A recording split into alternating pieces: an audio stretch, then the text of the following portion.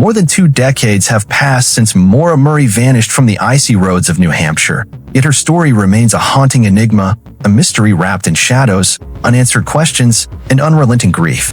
It's a tale that lingers like a chill in the air, a puzzle with pieces that don't fit, a wound that refuses to heal. This isn't just a cold case tucked away in a dusty file. It's a daughter's laugh silenced, a family's heart broken, a truth buried somewhere in the frozen wilderness. Maura Murray, a bright young woman of 21, stepped into the dark on February 9, 2004, and became a name whispered in the wind, a story that grips the soul and won't let go. Maura was a spark, the kind of girl who could light up a room with a single smile. At the University of Massachusetts, she threw herself into nursing school and ROTC, her days a whirlwind of textbooks, drills, and dreams of a future she could shape. Friends adored her quick wit, her warmth, the way she seemed to carry the world with ease. But beneath that polished surface, shadows were gathering. School pressed down like a heavy stone, her grades slipping, deadlines looming like storm clouds. A credit card fraud case on campus trailed her, a quiet threat from university police that hung over her like a storm. Her relationship with Billy, her boyfriend far off in Oklahoma, was a tangle of love and pain, their phone calls thick with unspoken hurts and whispers of betrayal. Friends noticed her light dimming, her laughter growing rare. One friend, years later, spoke with quiet regret, saying Maura was hiding something, locking it away even from those closest to her. In the days before she vanished, Maura's world turned cryptic, her actions like clues to a riddle no one could solve. She emailed her professors, claiming a death in the family, a lie, as no one had passed. She packed her dorm with eerie precision, boxing photos and keepsakes, but left her textbooks behind, as if school was no longer her path. She withdrew nearly $300, every cent she had, and printed MapQuest directions to Burlington, Vermont, a city far enough to feel like a fresh start. She bought boxed wine and liquor, not for a party, but with a purpose no one could name. She called a rental property manager about a condo her family once stayed in, her voice steady but guarded, like someone planning a secret escape. Then came an email that shook her, sent from Billy's Army-issued account, the words stark, "I love you, Maura," but Billy swore he didn't write it. The message, never fully shared, wasn't a love note or a breakup. Was it a warning, a plea, something darker? Whatever it held, it left Maura unsteady, a shadow she carried close. Just days before, she'd crashed her father's car after drinking, a reckless slip that hinted at a mind spiraling under pressure. Was she running from debt, mistakes, heartbreak, or running towards something? A new life, a secret meeting, a chance to rewrite her story? That night, February 9th, 2004, the New Hampshire cold was a living thing, numbing fingers, stinging lungs. Route 112 twisted through Haverhill, flanked by dense pines, standing like silent sentinels. Maura's black Saturn swerved, tires skidding, and slammed into a snowbank on a sharp curve. The crash wasn't brutal. No shattered glass, no airbags, but it left her stranded in a place where the silence roared louder than any sound. 2 drivers passed, their headlights slicing the dark. They saw Maura by her car, phone in hand, her breath clouding in the frigid air. She told one she was going to call her father, her voice calm but tight with urgency. They offered help. She waved them off, a fleeting figure in the night. Minutes later, police rolled up to find the Saturn alone, its engine cold. Maura was gone, as if the forest had swallowed her whole. Tracking dogs were called, their noses pressed to the frozen ground, sniffing gloves and a scarf Maura left behind. They followed her scent 100 yards down the road, to that sharp curve where the trees closed in tight. Then nothing. The trail vanished, as if she'd stepped into a void. That curve was a perfect spot for a car to pull over, unseen in the dark. Was someone waiting, a friend offering a ride, a stranger with darker intent? Did Maura climb in willingly, trusting the wrong soul? Or was she taken, her voice stolen by force? Her cell phone, found nearly a mile away, deep in the Riddle. How did it get there? Did she walk through the snow, alone, in that biting cold? Did someone move it to mislead the search? Or was it a deliberate clue, dropped by someone who knew too much? The news spread like wildfire, and Haverhill became a place of desperate hope. Hundreds poured into the wilderness. Volunteers, police, search and rescue teams, their boots crunching through snow, flashlights cutting through the dark. The February cold was merciless, numbing hands, stinging faces. Every rustle of leaves, every snap of a twig, carried the weight of hope or dread. Helicopters thrummed overhead, their blades slicing the silence. Searchers combed tangled forests, icy streams, jagged ravines, calling Maura's name into the void. The terrain was vast, unforgiving, a maze where secrets could hide forever. But no trace of Maura emerged beyond those 100 yards. The crash site itself was a mystery.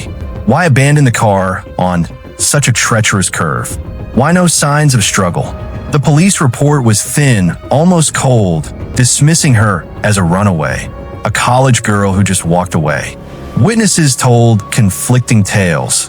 One saw a woman walking down the road, another a car pulling over to help.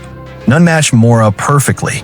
The early investigation felt half-hearted, as if her story wasn't worth chasing.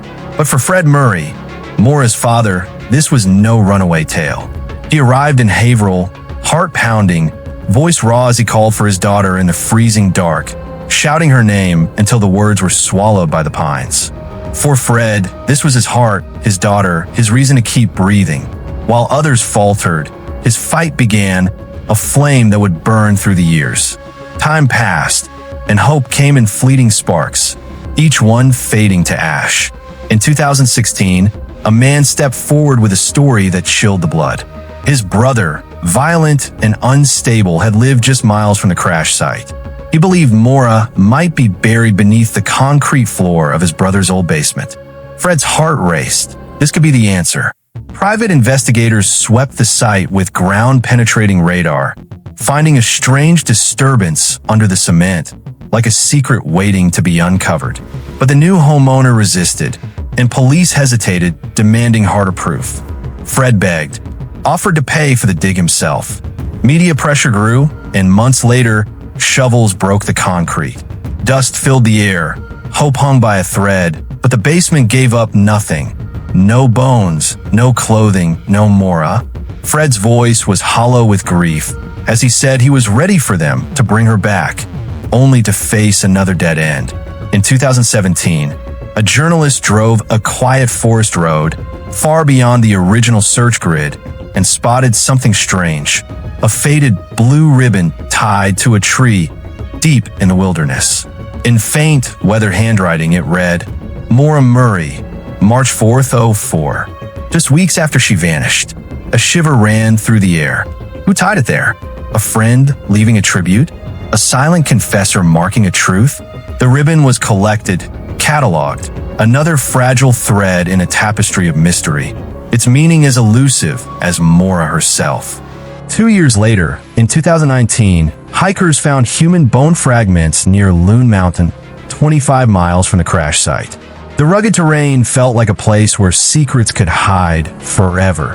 Jagged peaks, dense thickets, a world untouched by time. The bones were sent for DNA testing, and the Moais braced themselves, daring to hope after years of silence. Weeks dragged into months, the wait a slow torture. Finally, the results came, not Maura. Another hope shattered, another wound torn open. False confessions plagued the search, each one a cruel twist. A man claimed he'd buried Maura in his backyard. Another swore she was trapped in a Canadian trafficking ring. Inmates, strangers, people lost in their own mind-spun tales, sparking hope only to crush it.